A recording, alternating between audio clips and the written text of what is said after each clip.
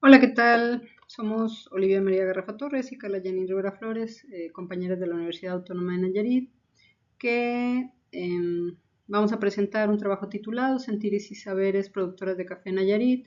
Quisiera comentar para iniciar que esto es derivado de un ejercicio de conversatorio que tuvimos durante el mes de marzo de este año, de 2025, y que esta es una primera sistematización que estamos haciendo de tal conversatorio. Ahora, ¿quiénes son las participantes en el conversatorio? Bueno, por fortuna tuvimos la presencia de tres mujeres de regiones distintas del estado de Nayarit, del municipio de Ruiz, del municipio de Jalisco y del municipio de Compostela. Cada una de ellas con características diferentes, dedicadas de diferente manera al trabajo familiar en el campo. Desde el ejercicio profesional lo abandonaron y volcaron la mirada al trabajo familiar en otro caso, y en un segundo, otra desde un ejercicio particular decidió incidir en el cambio de los procesos productivos del cultivo. Bien, ahora, ¿cuáles son como los primeros resultados que podemos estar teniendo, ¿no? de este ejercicio de sistematización que estamos haciendo, este primer ejercicio? Algo que nos atraviesa, es innegable, estuvo ahí presente durante el conversatorio, fue que con todos estos temas y ejes que estuvimos conversando con ellas, la cuestión de la mirada desde las unidades de producción familiar, es decir, difícilmente se habla desde el yo y siempre es más un nosotros, algo que es característico de muchas comunidades rurales e indígenas, y, pero que permea muy bien todo lo que se estuvo platicando y nos parece muy relevante porque también tiene que ver con sus proyectos. Y entonces esos proyectos son las cuestiones que a ellos y a ellas, en este caso ellas, les interesa desarrollar, pero no se piensan fuera de esa unidad productiva familiar y no se piensan tampoco fuera de las comunidades. De diferentes formas, como decía la compañera Olivia, y eso es lo más interesante que nos vamos a encontrar. Otro aspecto que tiene que ver con ese enlazamiento colectivo, comunitario, que tiene ahí sus raíces, tiene que ver con su conocimiento, porque viene tanto de lo generacional, es decir, desde las familias, como con el intercambio que puede llegar a darse en lo comunitario. La historia del café, que para ellas es muy relevante, tiene que ver con lo que sus padres o sus abuelos les han compartido, con los que ellas desde niñas han aprendido y han visto el batallar también para las unidades de producción y ahora con quienes estén formando sus mundos de vida en sus unidades. Yo aquí quisiera comentar que para los estudios del campesinado, la unidad de producción es una célula, por así decirlo, es una célula fundamental no solo en los estudios, sino para que podamos entender el prisma, todo lo que refleja la vida en el mundo rural. Desde ahí se pueden entender muchos niveles. No solo es un asunto productivo, pero es que lo productivo está totalmente anclado con la cosmovisión y con las formas de vida. Entonces, cuando decimos unidad productiva, no lo reducimos a lo que a lo mejor en censos y en ciertas estadísticas se reduce, sino que desde donde lo estamos mirando es desde la complejidad de la diversidad que tiene esa unidad de producción para la gente. En este caso, cuando decimos la mirada, el conocimiento viene desde la unidad de producción familiar, tiene que ver con eso, tiene que ver con diálogos interculturales, tiene que ver con diálogos intergeneracionales, tiene que ver con formas de conocimiento distintas a las que estamos habituadas, ¿no? Y tiene que ver con cosmovisión, es decir, cómo estamos en el mundo y cómo vemos a ese mundo. Y entonces los territorios no son simples espacios físicos llenos de recursos naturales que podemos explotar, son espacios donde hoy le llamamos, o hoy se le llama, y no se le llama desde la academia, se le llama desde las comunidades, territorios de vida. Y los medios de vida en vez de recursos naturales, ¿no? Entonces es una perspectiva distinta y por eso le damos tanto peso a esto a la hora de ponerlo acá en los resultados. Otro aspecto tiene que ver precisamente, está relacionado con lo anterior que mencionaba, cómo resaltaron el asunto de que sus historias, que son importantes, ¿no? Sus historias deberían ser temas de arraigo en las escuelas de las comunidades, precisamente porque requieren, ven muy preciso o le dan mucha importancia, para decirlo de mejor forma, a el poder seguir teniendo estas formas de conocimiento que está muy arraigado al trabajo en concreto, ¿no? Al acompañamiento, al trabajo, a las formas de conocimiento, aunque no las llamen como tal, pues esto ya es una mirada de nosotros desde fuera, de nosotras desde fuera, el asunto de que construir identidad, ¿no? Tiene que ver con construir identidad y de que sus conocimientos no necesariamente están en los espacios oficiales, pues, de educación oficial. En términos de los cuidados, pues, lo que nos estuvieron narrando, por supuesto que los cuidados son intercalados con la labor, tal cual lo dicen las teorías, tal cual lo tenemos como presupuesto, pero la riqueza de lo que se estuvo ahí conversando tiene que ver con las particularidades que se presentan. Las tres miradas son muy distintas en este sentido, aunque las tres nos hablan un poco de lo mismo, es decir, bueno, sí, tenemos que hacer todo esto y luego tenemos que ir a trabajar a la tierra o a trabajar al cultivo, y además todavía podemos estar en el proceso de transformar ese producto que nos da el cultivo para poder acceder a otras, al mercado, ¿no? En el mundo campesino, por supuesto que se accede al mercado, solo que se accede de diferentes formas, y las mujeres son una pieza estratégica en ese acceso al mercado de diferentes formas. Lo decíamos hace un momento, bueno, pues no es lo mismo tener la leche que tener un queso de diferentes formas, etcétera, etcétera, ¿no? Entonces, ese trabajo también recae mucho en las mujeres y es parte de toda esa comprensión del mundo, de la unidad de producción que mencionábamos también hace un momento, en términos de todo lo que conlleva. ¿Hay una lógica mercantil? Sí, sí la hay, por supuesto, pero también hay una lógica de autoabastecimiento y también hay otros tipos de lógicas, que eso es lo que le da la riqueza de las particularidades de las experiencias.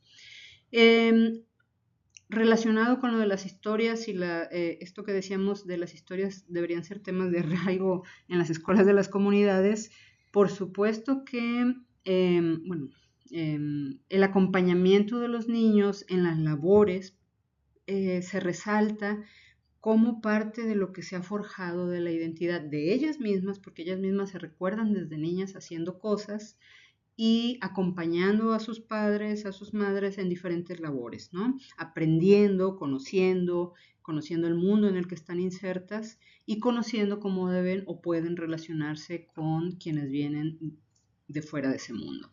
Entonces, el asunto de seguir construyendo una identidad con las infancias es muy importante y lo trajeron a la mesa.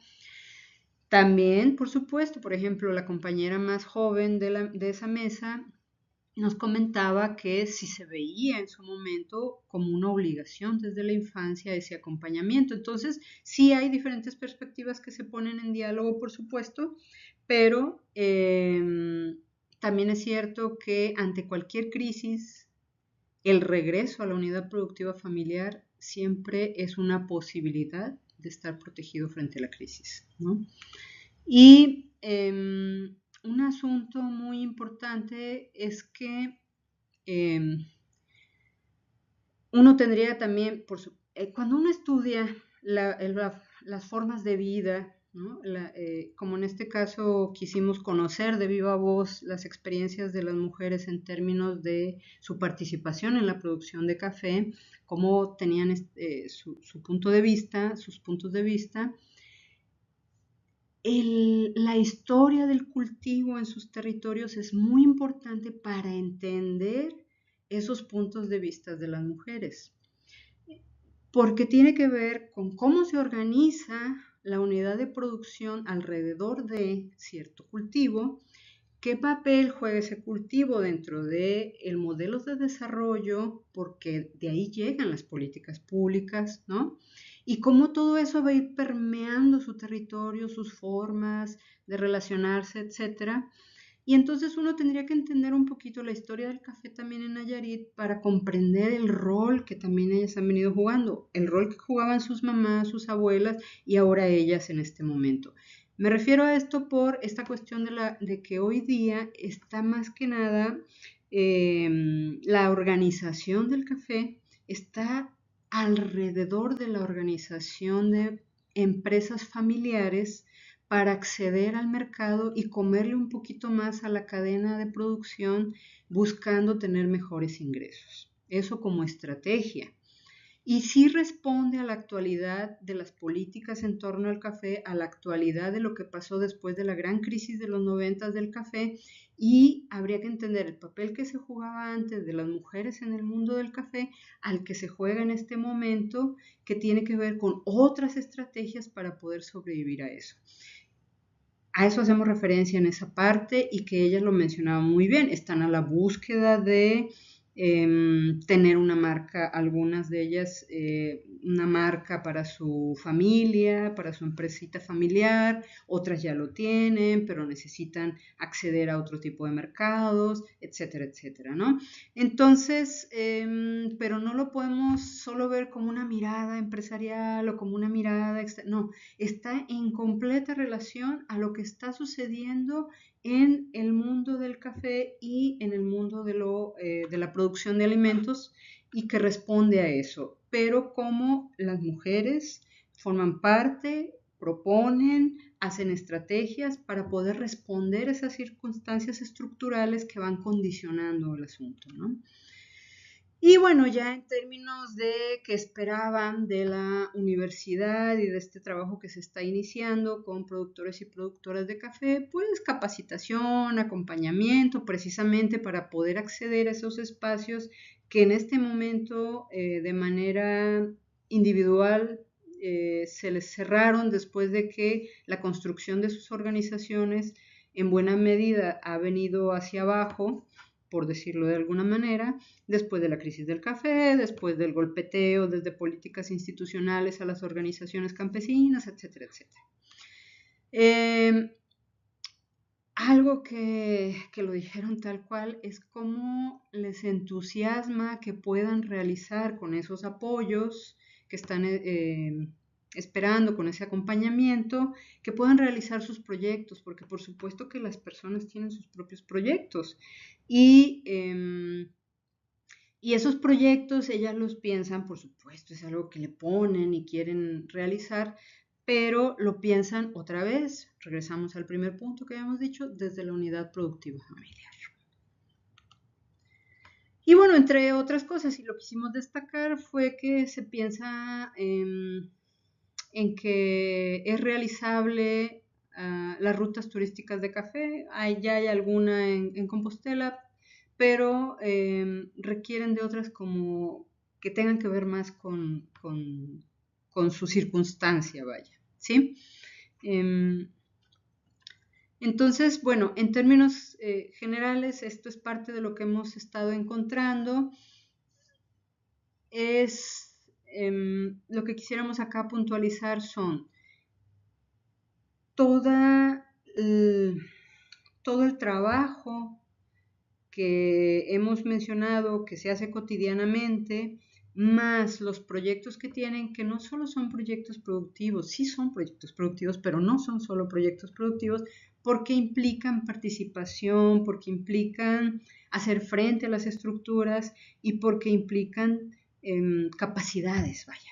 ¿Sí? Acá lo que quisiéramos hablar es de la enorme posibilidades que tienen, de la agencia social que tienen y que tiene que ver con su anclaje en la unidad productiva familiar, su anclaje en la comunidad, pero también el desarrollo propio que ellas le imprimen a cada una de estas cosas.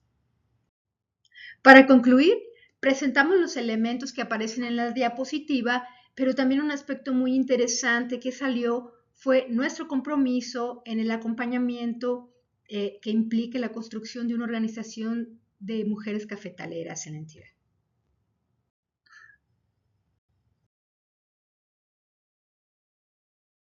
Hola, ¿qué tal? Presentamos nuestra ponencia, Raíces Nativas Mexiquenses, Agroturismo Sustentable Robledo, Conciencia y Cosecha.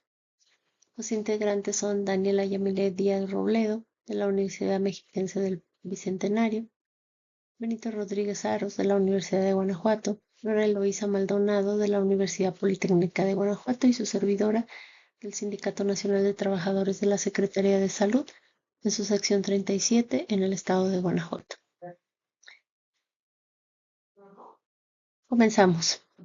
Como introducción diremos que en la Sierra del Monte Alto, en el Estado de México, encarnada entre las montañas y bosque, se encuentra el municipio de Villa del Carbón. Es por ello que este municipio es muy vasto en su biodiversidad.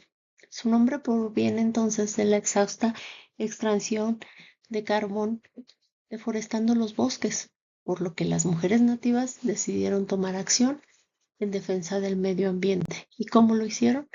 Velando por él. Presentamos el caso de la familia Robledo. Los Robledos son una familia nativa y comenzó a realizar acciones de reforestación de la mano de la apicultura. En la primera generación, la mujer femenina se dio cuenta de que necesitaban reforestar el bosque porque se estaba terminando por la tala y obviamente por la producción del carbón. En la segunda generación reforestamos y comenzaron con las abejitas. En la tercera generación, entonces comenzaron con los plantíos para poder tener estas abejitas más controladas, y en la cuarta generación empezaron a hacer subproductos como el propóleo, la miel, la jalea real, etcétera. Todo ello porque la mano de las mujeres apicultoras es mucho más fácil de meterlo por la anatomía femenina. La cosecha de miel se realiza con la mayor facilidad, ya que las mujeres tienen una mano más pequeña y para ello mantienen la colmena, organizando cultivos orgánicos, en donde actualmente en la cuarta generación se tiene ruda, lavanda, romero y manzanilla. Este ecoturismo le da entonces a la práctica de brindar una experiencia única de conectar con la naturaleza, el clima, la fauna y las prácticas agroalimentarias sustentables, basados en la Agenda del 2030 y los Objetivos de Desarrollo Sustentable. Encaja en el ODS 3, 4, 5, 8, 13 y 15. El objetivo que entonces presentamos en este trabajo es que se presente el modelo del agroturismo responsable y de la economía circulante que ha desarrollado la familia Robledo en Villa del Carbón como una fuente de negocios de agronegocios. Para ello usamos una metodología que consiste en una revisión documental y recuperamos los testimonios que dan cuenta de ello. El agroturismo entonces revoluciona el valor de los usos de los recursos naturales que estamos tratando de cuidar en Villa del Carbón. Entre los resultados entonces tenemos que impactan positivamente en los ingresos de la comunidad, obtenido los productos ya cosechados como subproductos, y en conclusión, estos subproductos generan otra actividad económica y otra actividad complementaria, entre ellos los preparados medicinales como son los hidrolatos y todos los demás preparados que se pueden obtener de la miel. También los robledos incursionan en las artesanías a base de cera, y esto lo desarrolla principalmente las mujeres, pero también cocinan y generan alimentos con sabor a lavanda, considerados como gourmet por los paladares ya establecidos. Asimismo, también los robledo generan entonces, a su vez, mayores ímpetus. En conclusión, entonces diremos que los robledo han encontrado un desarrollo del agroturismo y un modelo sustentable de negocios que vincula en armonía al ser humano y al medio ambiente a través de este agroturismo sustentable que está abierto al público en general. Es así entonces como la familia Robledo establece su agroturismo Robledo y lo está posicionando a Villa del Carbón como un destino en agroturismo. Aquí dejamos los contactos para quien quiera a ustedes poder acercarse a la familia Robledo. Por su atención, muchas gracias. Buen día a todas, todos y todes. Yo soy Jessica Guadalupe Rodríguez Pacheco. Soy estudiante de la maestría en Estudios e Intervención Feministas en el Centro de Estudios Superiores de México y Centroamérica, con sede en San Cristóbal de las Casas, Chiapas. Antes de comenzar, quisiera agradecer a la Universidad Autónoma de Nayarit, especialmente al posgrado en Estudios de Género. También quiero agradecer a las coordinadoras de esta mesa, a la maestra Fabiola y a la maestra Analí, por brindarme este espacio para poder hablar de mi ponencia titulada Trata Virtual, una red de explotación sexual de mujeres indígenas del municipio de San Juan Chamula, Chiapas. Mi presentación va a tener la siguiente estructura. En primer lugar, presento una introducción mostrando algunos datos estadísticos, culturales, religiosos y sociales de este municipio para comprender cómo es que surge una red de explotación sexual digital en dicho municipio. Para poder hablar de la trata virtual, primero hablo del patriarcado y cómo este influye en la sexualidad de los hombres y las mujeres, siendo estas últimas las más oprimidas, explotadas y violentadas. Una vez explicado esto, se hablará sobre la violencia contra las mujeres, específicamente sobre la violencia digital y las formas en las que se manifiesta. Las tecnologías de la información y las comunicaciones han posibilitado nuevas formas de interacción y comunicación en distintos espacios y tiempos. Son de suma importancia porque facilitan la vida diaria de los seres humanos. A pesar de los múltiples beneficios que éstas tienen, son espacios que se utilizan para ejercer violencia, especialmente contra las niñas, adolescentes y mujeres. A este tipo de violencia se le conoce como violencia digital o violencia online. La violencia digital contra las mujeres no es algo nuevo, es parte del continuum de violencias que vivimos ahora materializadas en lo digital. La violencia digital es real y tiene consecuencias graves en la vida de las mujeres, como pérdida de autoestima, falta de confianza, de seguridad, de ocasionar estrés, problemas en la escuela, en el hogar, en el trabajo, en la comunidad, incluso hasta el suicidio. Los estudios sobre violencia digital revelan que los grupos de mujeres que más se enfrentan a estas violencias son mujeres víctimas de violencia en pareja, mujeres sobrevivientes de violencia sexual o física, mujeres jóvenes con edades entre 18 y 24 años, mujeres con perfil público y participantes de debates digitales como políticas, periodistas, escritoras, influencers, cantantes y artistas, activistas y defensoras de los derechos humanos, específicamente de las mujeres y de las personas de la diversidad sexual, mujeres con discapacidad, mujeres pertenecientes a la diversidad sexual y mujeres indígenas y mujeres negras. Es decir, prácticamente todas las mujeres pueden ser violentadas en estos espacios digitales. Durante la pandemia de COVID, hubo un incremento del 38% de la violencia digital contra las mujeres, siendo común la distribución no consensuada de imágenes íntimas y de actos de sextorsión, ciberhostigamiento, ciberacoso, violencia sexual en línea, así como actos de grooming y explotación sexual facilitada por las TICs. En una investigación realizada por las defensoras digitales y Olimpia Coral Melo, se descubrió que existen más de 2 millones de mercados de explotación sexual en América Latina. Este es el caso de la explotación sexual que viven las mujeres de San Juan Chamula, Chiapas. Y probablemente no es la única violencia que resisten. San Juan Chamula, Chiapas, pertenece a los Altos de Chiapas. Tiene una población de 101.967 habitantes, 46.948 hombres y 55.019 mujeres. Es una población rural e indígena donde el 90% de sus habitantes habla una lengua indígena como tzotzil y tzeltal. La agricultura, la ganadería y el comercio son sus principales actividades económicas. En San Juan Chamula existe otra actividad económica de carácter ilícito, el narcomenudeo. En este sentido, en el 2021,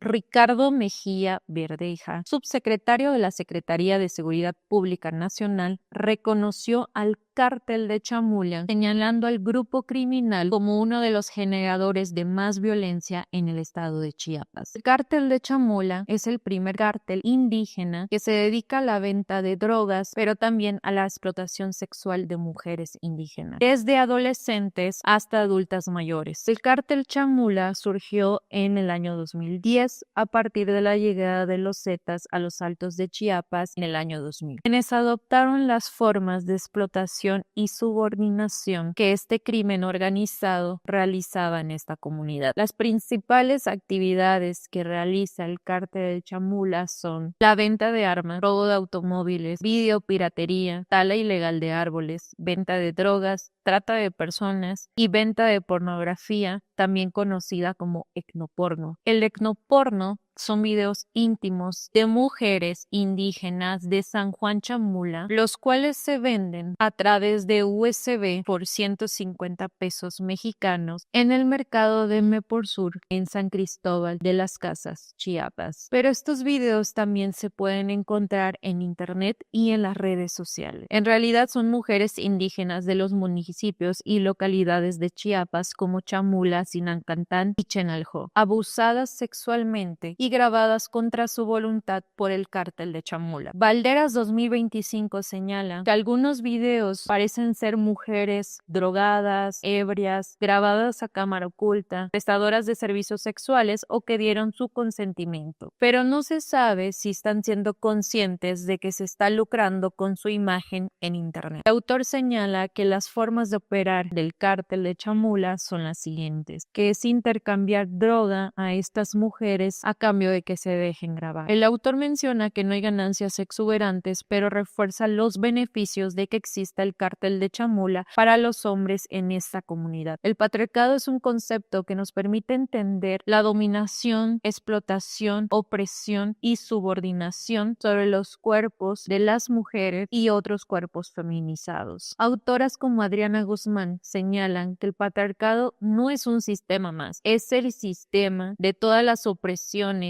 discriminaciones y violencias. Es usado para oprimir a la humanidad y a la naturaleza, sosteniéndose sobre el cuerpo de las mujeres. En un sistema patriarcal, la sexualidad masculina y femenina está asociada con los roles y estereotipos de género, provocando mitos sobre la sexualidad. La sexualidad se relaciona con el erotismo y la pornografía. Sin embargo, son tres cuestiones diferentes. Según Gloria Steinem, el erotismo viene de la raíz eros o amor apasionado y consiste en la exaltación o inhibición de los impulsos libidinales. La pornografía viene de la raíz porno, que significa prostitución o mujeres cautivas, dejándonos saber pues que no se trata de un amor mutuo ni de amor en ningún sentido, sino de dominación y violencia contra las mujeres. El erotismo es algo natural y asociado a lo femenino, mientras que la pornografía es algo cultural y asociado a lo masculino. La sexualidad se define como parte integral de la personalidad de todo ser humano. Su desarrollo pleno depende de la satisfacción de las necesidades humanas básicas como el deseo de contacto, intimidad,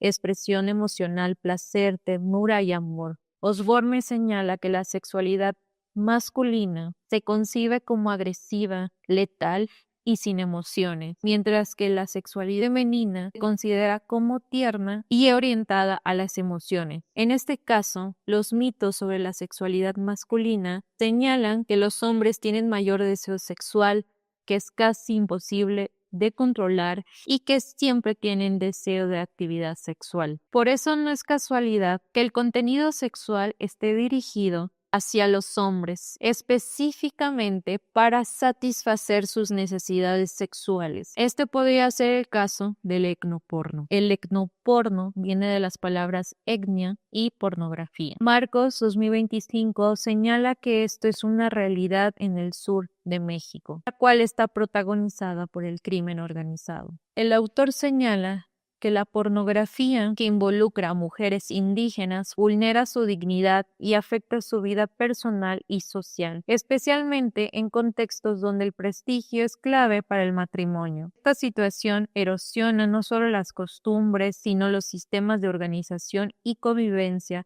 que han sostenido a estos pueblos frente a la globalización. Y la importancia de reflexionar y analizar los procesos acelerados de transformación social, cultural y coercitiva impulsados por el crimen organizado. Sin embargo, esto no se debe considerar como pornografía, ya que la pornografía tiene otras características que no corresponden con esta problemática social. Lo que está sucediendo aquí son mujeres indígenas explotadas contra su voluntad, cuyos abusos sexuales son gravados por el crimen organizado y distribuidos en mercados, en Internet y en las redes sociales. Esto no solo es trata de personas, también es trata virtual. La violencia no tiene ni edad ni género. Cualquier persona puede padecerla o ejercerla. San Martín 2007 señala que atendiendo a los agresores, a las víctimas, a los tipos y modalidades, hay múltiples formas de violencia. Por ejemplo, atendiendo a los agresores, existe violencia juvenil, el crimen organizado, entre otros. Y atendiendo a la víctima, se considera maltrato infantil, maltrato hacia adultos mayores y violencia contra las mujeres. La violencia contra las mujeres es el arma más utilizada para mantener en subordinación los cuerpos feminizados. La Ley General de Acceso de las Mujeres a una Vida Libre de Violencia define la violencia contra las mujeres como cualquier acción u omisión basada en su género que les cause daño o sufrimiento psicológico, físico, patrimonial, económico, sexual o la muerte, tanto en el ámbito privado como en el público. Además señala que la violencia contra las mujeres tiene diferentes tipos y modalidades. Los tipos hacen referencia a cómo afectan a las mujeres, como la violencia psicológica, la violencia económica y la violencia sexual, mientras que las modalidades hacen referencia a los espacios o ámbitos donde puede ocurrir, como en el ámbito familiar, laboral, escolar y en el ámbito digital. Que la Ley General de Acceso de Mujeres a una Vida Libre de Violencia define la violencia digital como toda acción dolosa realizada mediante el uso de las tecnologías de la información y la comunicación para el que se exponga, distribuya, difunda, exhiba, transmita, comercialice, oferte, intercambie o comparta imágenes, audios o videos reales o simulados de contenido íntimo sexual de una persona sin su consentimiento, sin su aprobación o sin su autorización y que le cause daño psicológico, emocional en cualquier ámbito de su vida privada o en su imagen propia. Olimpia Coral Melo, junto al Frente Nacional para la Sororidad y las Defensoras Digitales, señalan las formas en las que se manifiesta la violencia digital, como exclusión virtual, insultos electrónicos, violación de datos personales, acecho, doxing, hostigamiento virtual, suplantación virtual, difamación virtual, ciberpersecución, sextorsión, difusión de contenido íntimo sin consentimiento y trata virtual de personas, colocando a la trata virtual de personas como la agresión más peligrosa dentro de la violencia digital. La trata virtual se define como explotación de personas con el uso de medios digitales y de la virtualidad. Se suele presentar a modo de catálogos de prostitución en línea, revelando ubicación y o vías de contacto de personas a quienes se ofrece para su explotación sexual o de cualquier otro tipo, usurpando la identidad de las personas y vendiendo contenido sexual que puede corresponder o no a la persona cuya identidad se alude, sin consentimiento, entre otras formas. Es decir, la trata virtual a la que se enfrentan las mujeres de Chamula, Sinancantán y Chenalhó es en modalidad de explotación sexual. Es innegable el daño que dejó el cártel de los Zetas en comunidades como San Juan Chamula, Chiapas. Sin embargo, las mujeres son las más afectadas, ya que el cártel de Chamula ha encontrado un negocio rentable a través de la explotación sexual de mujeres indígenas, o también conocido como etnoporno. Esto no es etnoporno, esto es trata de personas y trata virtual. A pesar de que en Chiapas la ley Olimpia está aprobada en el estado, aún siguen existiendo mercados de explotación sexual digital. Faltan muchos datos estadísticos que demuestren situación en México, particularmente en las mujeres indígenas, ya que ellas se encuentran en contextos vulnerables que las discriminan, marginan y violentan por razones de género, clase y etnia. Estas son las referencias utilizadas durante mi presentación y muchas gracias por su atención. Hola, muy buenas tardes. Nosotros somos Francia Quiroga y Elena Hernández. Esta tarde les estaremos hablando sobre las colectivas en resistencia, una acción feminista para la defensa de los derechos de las mujeres. Y bueno, nosotras hemos estado analizando varias de las colectivas y entrevistando a algunas de sus principales representantes para poder conocer más acerca sobre el trabajo que están realizando, las vulnerabilidades y sobre todo aquellas relaciones de alianza que están creando entre ellas para poder crear proyectos y llegar a metas en un menor plazo.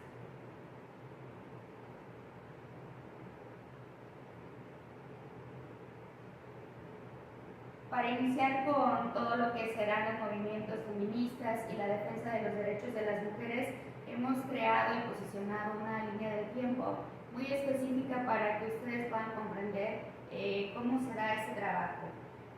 Esto no es algo que inicia hasta ahorita.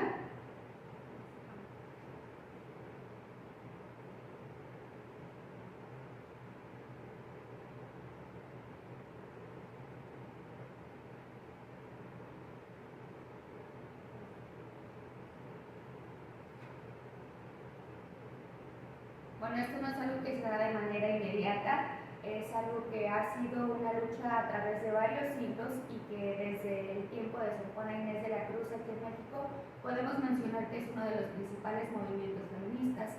A nivel mundial, en 1791, Olympe de Gouges es guillotinada por posicionar y dar a conocer un escrito donde ya se hablaba sobre los derechos de las mujeres. En aquel tiempo una de las premisas más importantes, o las premisas más importantes, era el derecho a la educación y los derechos políticos de las mujeres de aquella época. También podemos ver que mujeres en Zacatecas en 1824 sostuvieron varios encuentros que son la parte, digamos, la primera parte de estos movimientos feministas que se da en México y que en la época de Porfirio Díaz, cuando se acentúan varias de las desigualdades y entra un periodo de pobreza para toda la población, pero principalmente que afecta a las mujeres, es cuando varias de ellas deciden sumarse a varios de los movimientos que se estaban creando en el país y que son la antesala para el congreso que se da en 1916 en Yucatán. Vamos a hablar sobre algunos de los íconos más importantes que podemos mencionar aquí, las mujeres para que se lograra el derecho al voto. Ellas son Elmira Galindo, Elisa Acuña y Elvia Carrillo Puerto. Mujeres que fueron adelantadas a su época, pero que a través de la lucha por los derechos políticos de las mujeres lograron grandes cambios para todas nosotras.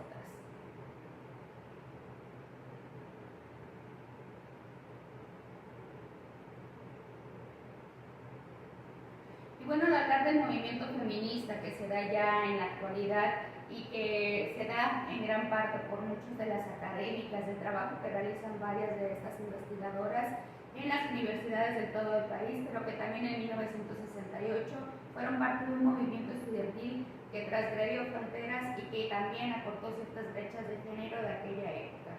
Son un precedente importante para todo lo que se da de los derechos de las mujeres en décadas más adelante.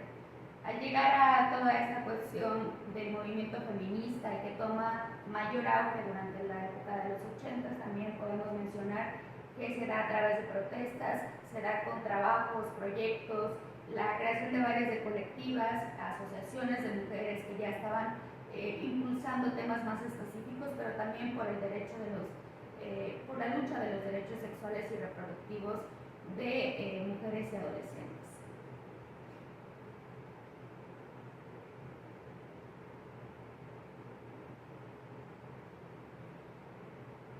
Al hablar con varias de las representantes de las colectivas aquí en Nayarit, como son las asociaciones Progreso para México, Marea Verde y la colectiva Nayarita, colectiva feminista Nayarita, podemos mencionar que algunas de ellas tienen más de 15, 13 años ya específicamente conformadas y que ha sido un proceso que ha valido la pena, según lo mencionan ellas, pero que también ha sido muy complicado debido a las cuestiones gubernamentales, cuestiones incluso de integridad, de seguridad y personal para ellas, que ha representado un trabajo y una lucha pues que es de día a día y que también significa en muchas ocasiones poner de su propio bolsillo.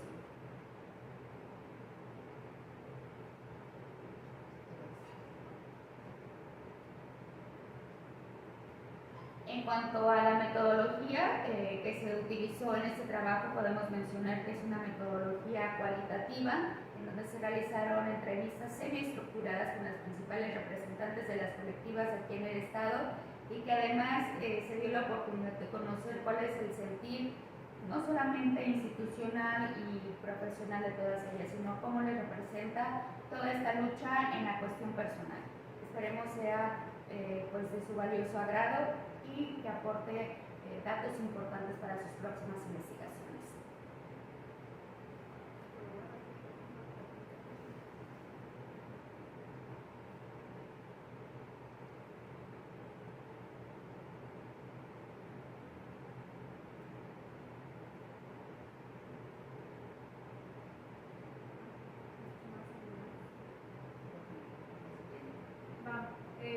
Conforme a los resultados obtenidos con las entrevistas que hicimos de las diversas colectivas, hablamos de cómo estas se fueron conformando y cuáles eran sus motivaciones. Regularmente las colectivas comentan que ellas empiezan este proceso de unirse por necesidades personales, ¿no?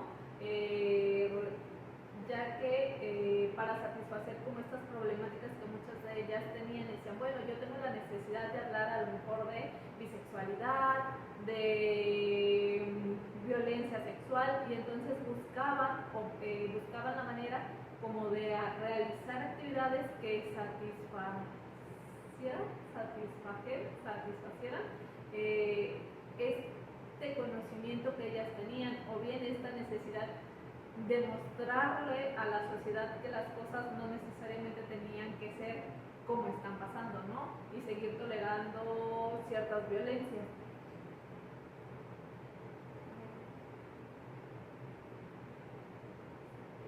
Bien, dentro de la práctica activista y la lucha por el territorio, de las colectivas entrevistadas, Marea Verde Nayarit señala que ella tiene prioridad sobre los derechos sexuales y reproductivos de las mujeres, que es la línea que están trabajando.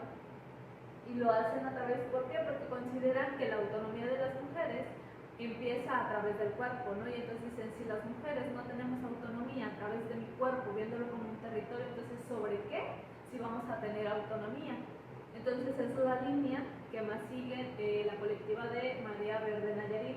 Para la colectiva feminista Nayarit, en realidad nunca han tenido como un eje dirigido, sino que su eje central siempre han sido las mujeres, ¿no? A través, o han abordado a través de las problemáticas que van viendo, las problemáticas sociales, las problemáticas también personales que muchas de sus integrantes suelen tener, y entonces alguna de las entrevistadas nos comentaba que justamente a ella le gusta definir a la colectiva como este lugar donde implosionábamos, donde algo que era muy personal se convertía en algo político, ¿no? Buscando respuestas como aquellas situaciones de violencia que estaban viendo, aquellas situaciones que no normalizaban, entonces es como que vamos a hacer acciones para mejorar estas cuestiones.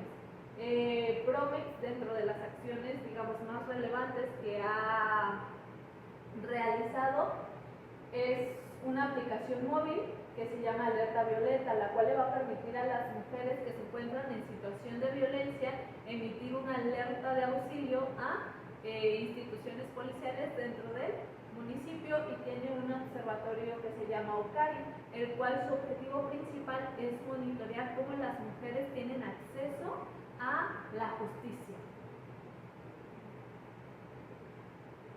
Bien, otro de los puntos relevantes que sacamos dentro de la investigación es la vulnerabilidad, los riesgos y las estrategias de autocuidado que siguen estas colectivas, porque bueno, ellas decían que en realidad cuando están en los espacios públicos, claro que se sienten atacadas, sobre todo en estas cuestiones de manifestaciones, de marchas, las han atacado, les han dicho cosas, las han agredido, o bien a través de redes sociales cuando lanzan convocatorias para manifestarse, luego les comentan que las van a quemar, que las van a ir a golpear, o sea, entonces son amedrentaciones que ellas tienen tanto de manera física, o sea, de manera presencial cuando ya están en los eventos, o bien previo a los eventos de manera digital.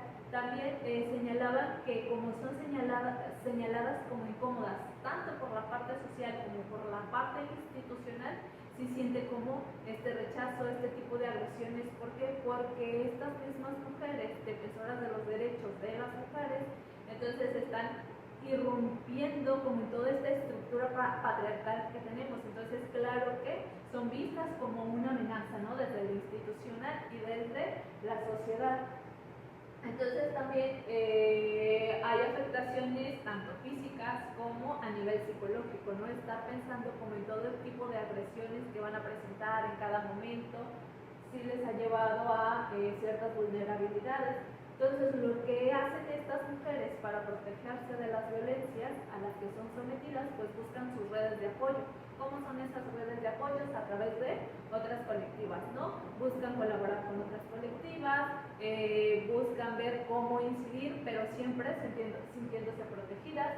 No tienen protocolos escritos como tal, pero sí, por ejemplo, cuando organizan ciertas marchas, si se juntan, no sé, 20 mujeres nada más para organizar, pero estas hacen una distribución de cómo es lo que va a pasar, les empiezan a decir a las mujeres que se acercan a estas manifestaciones que si sucede tal evento, cómo responder o cómo no responder, no hay que accionar, hay que calmarnos. ¿Para qué? Pues para sentirnos protegidas, o bien algunas veces han buscado también a través de las aliadas que están en las instituciones como este tipo de protección, ¿no? Buscar que las periodistas que cubran las notas pues sean solo mujeres, para que no existan ataques a través de las descripciones de las prensas.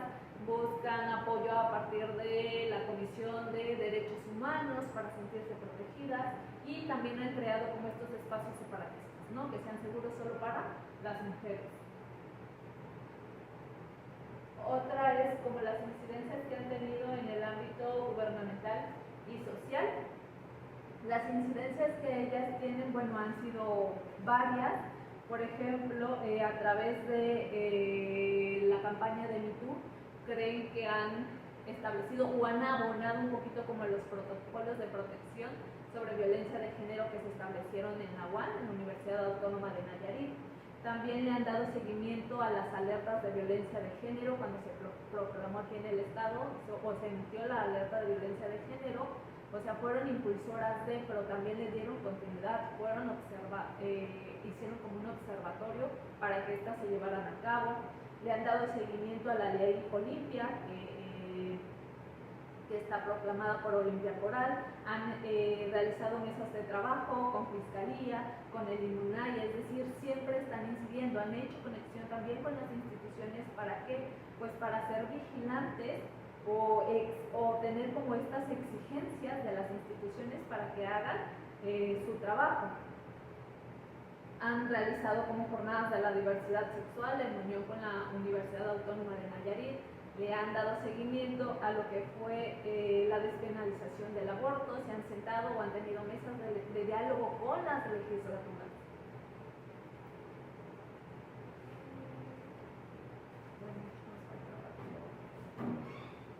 bueno, manera de conclusión desde este espacio y luego de la investigación y el análisis realizado con estas representantes de colectivas en Nayarit, podemos concluir que la lucha por los derechos de las mujeres es un trabajo constante, continuo, pero que además requiere de grandes alianzas con todas estas mujeres que se están organizando, no solamente en el movimiento feminista, también en la investigación, en la parte académica, en la parte obrera, en la parte pues, de las mujeres, de las madres que están buscando a sus hijas desaparecidas o aquellas que fueron víctimas de feminicidio. Todos estos temas y todas estas violencias que enfrentan todas las mujeres son la causa principal para que se haga algo específico, un trabajo específico por los derechos de las mujeres. Entonces, desde aquí seguimos confiando y abonando para que tanto mujeres, niñas, adolescentes puedan acceder a todos estos derechos. Hola a todas, todos y todes. Mi nombre es Javier Misael Peña Macías, estudiante de la maestría en estudios de género, y junto con las doctoras Fabiola González Román, Lucía Pérez Sánchez y Rocío Figueroa Varela, les presentamos esta investigación que lleva por título Memorias encarnadas, disidencias sexuales como agentes de transformación en territorios rurales en el marco del 14º Coloquio de Género y Estudios Rurales. El contenido de esta presentación pues es una introducción, un apartado teórico en el cual se revisaron resistencias queer rurales, pedagogías del cuidado radical, memorias encarnadas. Posterior revisamos el objetivo general, la metodología y terminamos con los resultados esperados y la discusión.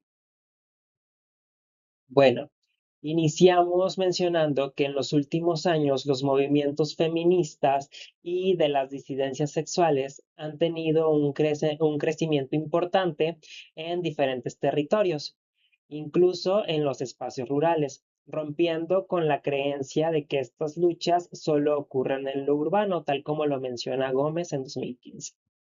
Lo que se busca en esta investigación es mostrar cómo en Nayarit colectivas como Casa de las Muñecas Tiresias, La Manada y Las Nativas generan resistencia, cuidado y transformación comunitario desde sus propios cuerpos, vivencias y memorias.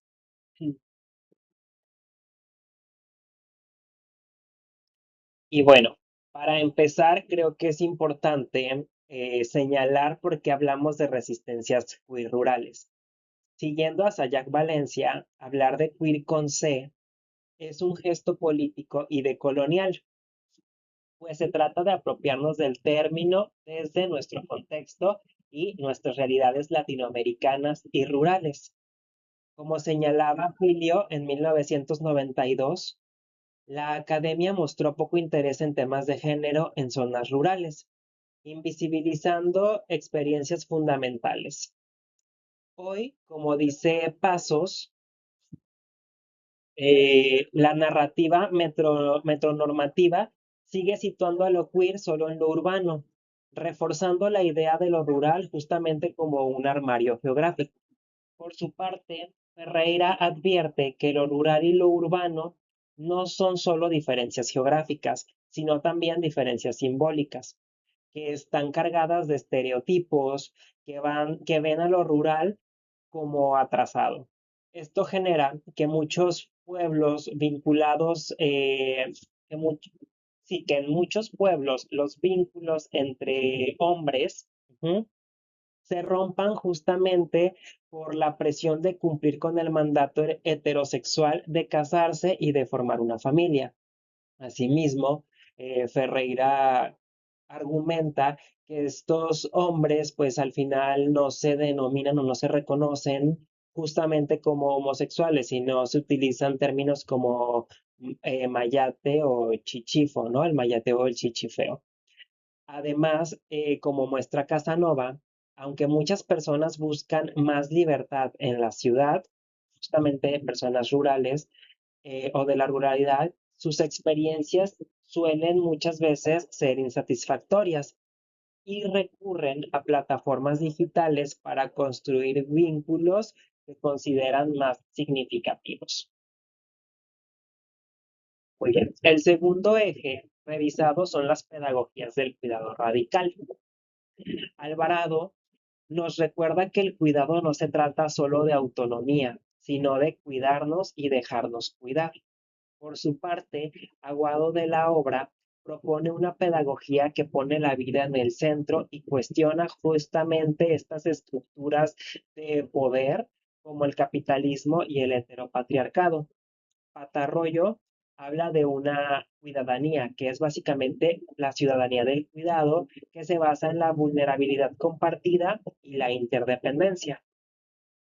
Y como dicen Carmona y Castillo, el cuidado no es algo privado, sino que es una práctica social y política, que se expresa en la escucha, la compasión, en la amabilidad, y justamente esto es clave para sostener la vida colectiva.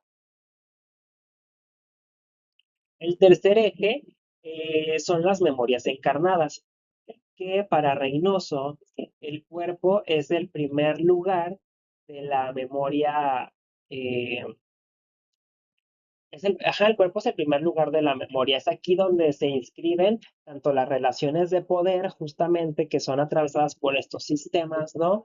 Como las experiencias colectivas.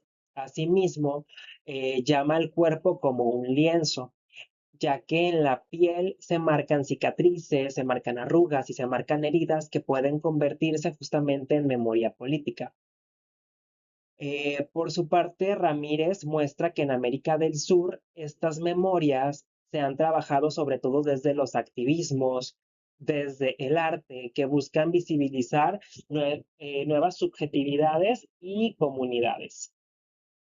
Y bueno, una vez revisada esta parte teórica, es que el objetivo de esta investigación se realizó, el cual es analizar las experiencias de organización, de resistencia y cuidado de los colectivos LGBTIQ+ en Nayarit a partir de las voces de sus dirigentes, para comprender las motivaciones de su formación, las violencias que enfrentan, las estrategias de resistencia que desarrollan y las marcas personales y colectivas que deja la lucha.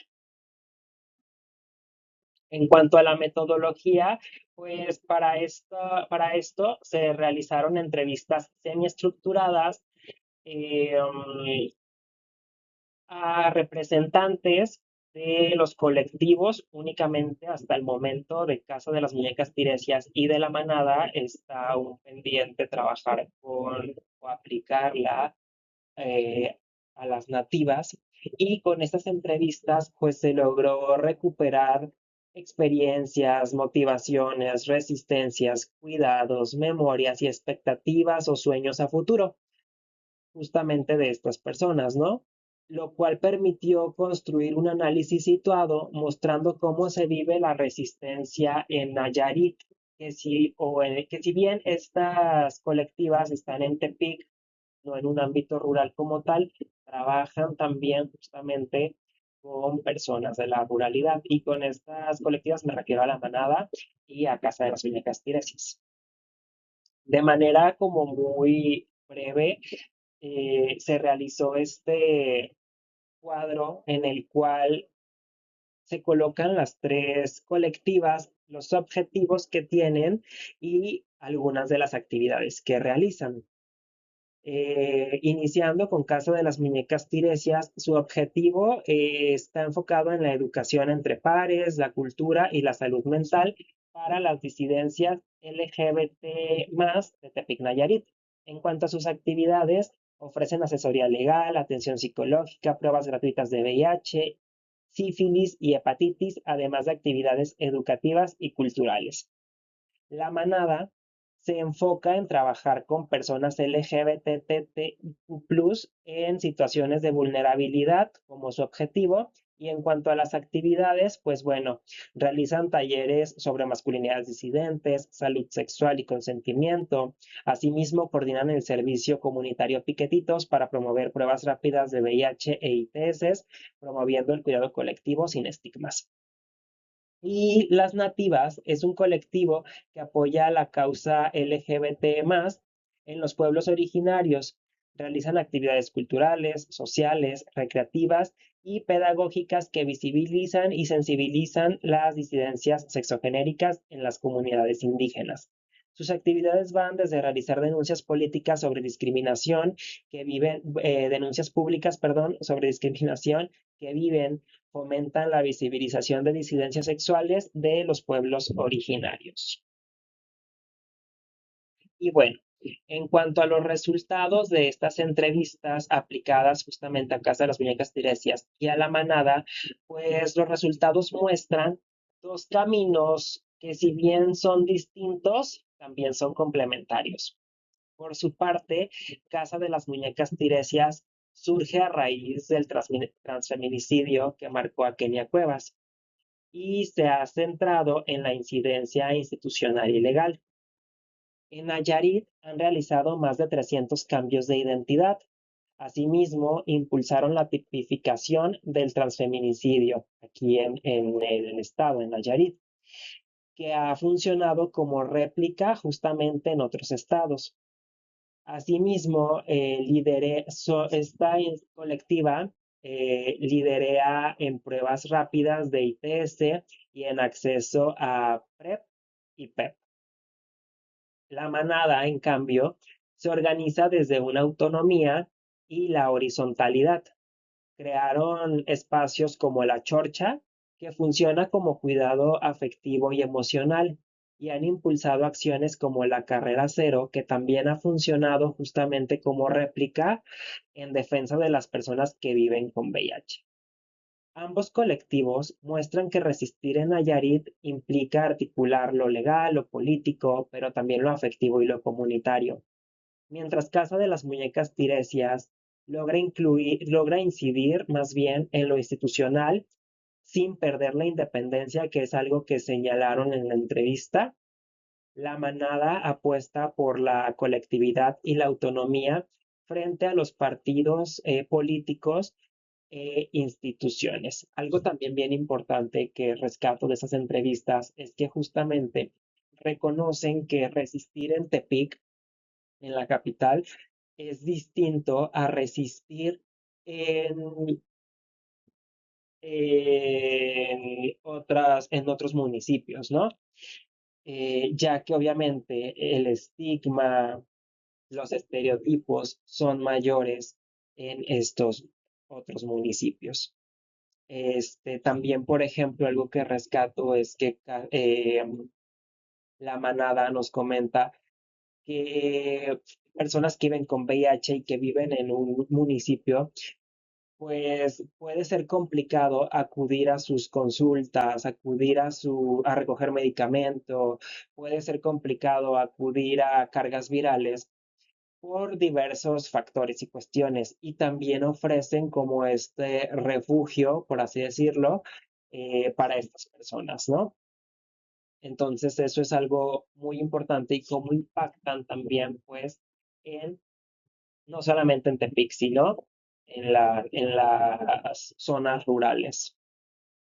Para cerrar, creo que esto que estamos trabajando demuestra que las disidencias sexuales en lo rural no son invisibles, sino que existen, resisten y además se transforman. Las voces de Casas de las Muñecas Tiresias y la manada nos muestran que resistir también es cuidarnos, es acompañarnos y es construir memorias colectivas. En Nayarit, lo queer nos recuerda que los cuerpos son memoria, que los cuidados radicales sostienen la vida y que lo rural es también un espacio de transformación. Por mi parte sería todo. Agradezco mucho que hayan escuchado esta ponencia y muchísimas gracias. Buen día tengan todas, todos y todos ustedes. Es un gusto para mí estar en esta mesa 7 del Coloquio de Género y Estudios Culturales organizado por la Universidad Autónoma de Nayarit y el Instituto Tecnológico de Sonora. Mi nombre es Edgar Sebastián Quiñones Hernández y en conjunto con la maestra Fabiola González Román me permito presentarles a ustedes la ponencia titulada Territorios disidentes, luchas LGBT+ por los derechos humanos en zonas rurales de México. A pesar de contar con avances legislativos sólidos en el reconocimiento de los derechos de la comunidad LGBT, aún existen desafíos para este colectivo en la ruralidad, desafíos que van desde la marginación a la que son víctima en sus comunidades rurales, pasando por el exilio de sus propias comunidades y hasta llegar, desgraciadamente, a la violencia homicida.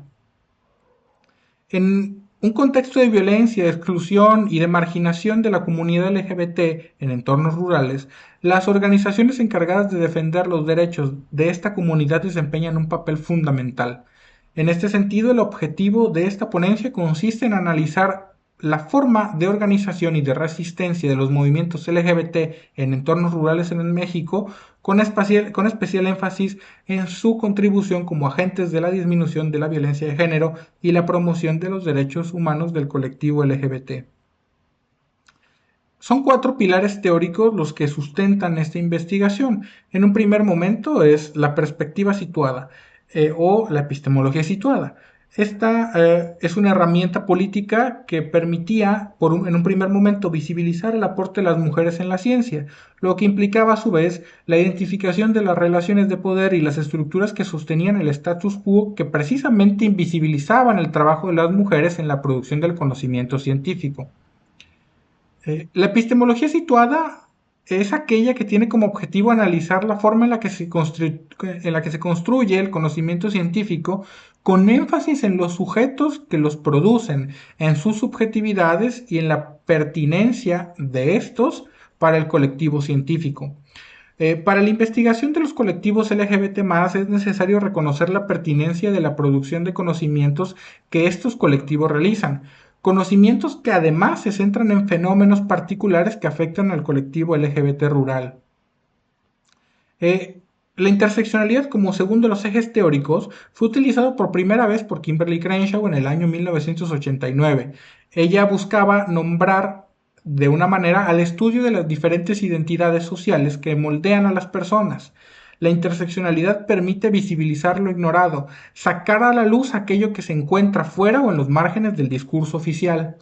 Por lo tanto, el uso de la interseccionalidad por los grupos y colectivos pro derechos de la comunidad LGBT coadyuvará en la lucha de una sociedad rural más justa, en donde la agenda existente dentro de estas comunidades no sea una limitante para el desarrollo de quienes son o quienes pertenecen a una identidad sexogenérica diferente, sino que por el contrario esta agenda los incluya. La injusticia epistémica como tercer eje teórico surge o es empezada a utilizar por Miranda Fricker, quien buscaba explicar las desventajas en las que algunos colectivos o grupos sociales se encontraban precisamente por sus identidades concretas, es decir, por sus intersecciones, en la producción y validación del conocimiento. Se puede decir que se está enfrente a la injusticia epistémica cuando un oyente de un discurso realiza un juicio que normalmente es erróneo y basado en prejuicios sobre la credibilidad del discurso de la persona que habla y que desde luego tiene como objetivo menospreciar o eliminar la importancia que tiene el discurso de esa persona.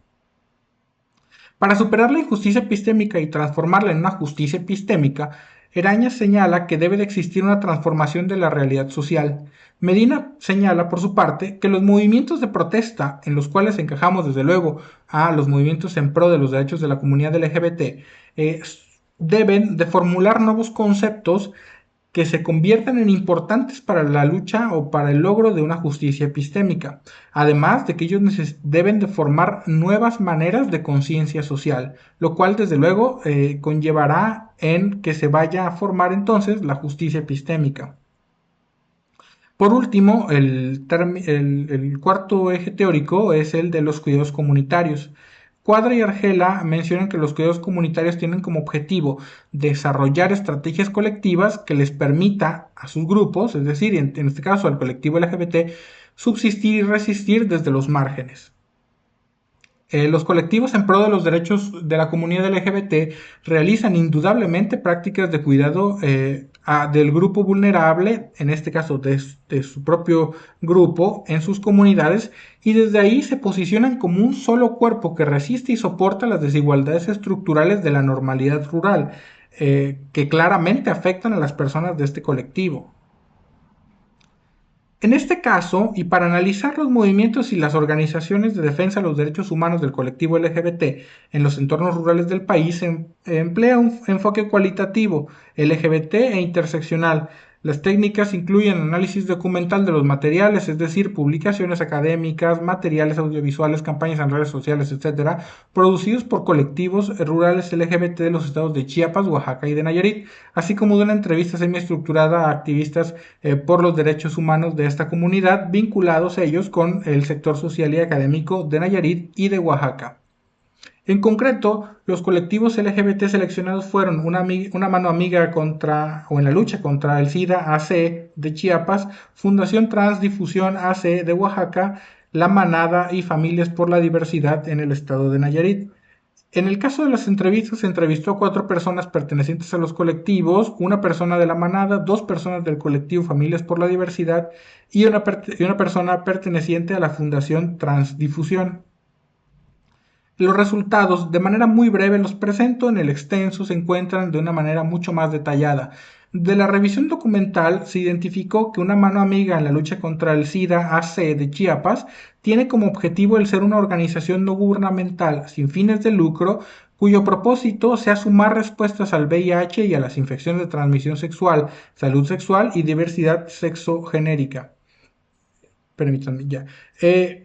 Como principales actividades tiene el acompañamiento en salud, donde realizan pruebas de detección de ITS, tratamientos, acompañamiento, etc.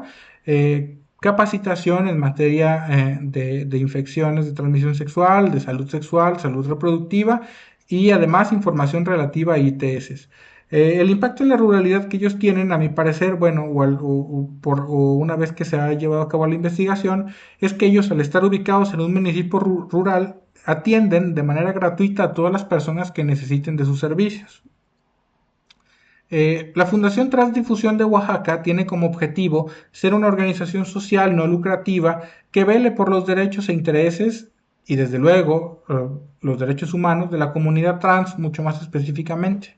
Sus actividades también son 3 principalmente: difusión de información relativa a las identidades sexogenéricas, acompañamiento y publicación de documentos diversos, así como campañas en redes sociales respecto de las diversidades sexogenéricas que se incluyen desde luego en la difusión de la información. El impacto en la ruralidad que este colectivo tiene, bueno, pues es que ellos se desenvuelven en un entorno rural, lo que les posibilita precisamente generar acompañamiento a personas disidentes y en particular a personas trans dentro de la ruralidad. La Manada, en Nayarit, tiene como objetivo la educación entre pares, cultura y salud mental para disidencias LGBT+, de Tepic Nayarit, aunque desde luego también tiene un impacto en la ruralidad. Sus actividades principales son realizar pruebas de ITS, actividades culturales, acompañamiento, talleres y cursos.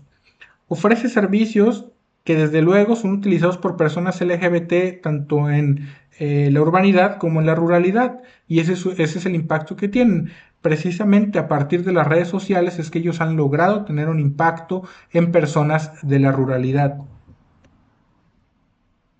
Y por último, Familias por la Diversidad tiene como objetivo ser un espacio de acompañamiento a personas LGBT y a sus familias en el proceso de aceptación de sus identidades sexogenéricas. Son principalmente 2 actividades las que realizan.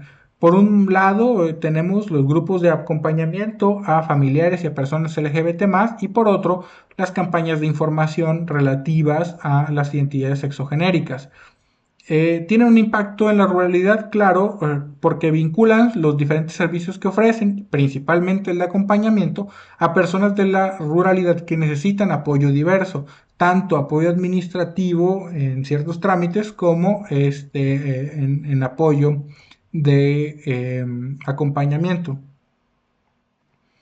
En cuanto a las entrevistas, bueno, como ya lo dije, se realizaron 4 entrevistas. En esta presentación se utilizan seudónimos para identificar a las personas entrevistadas.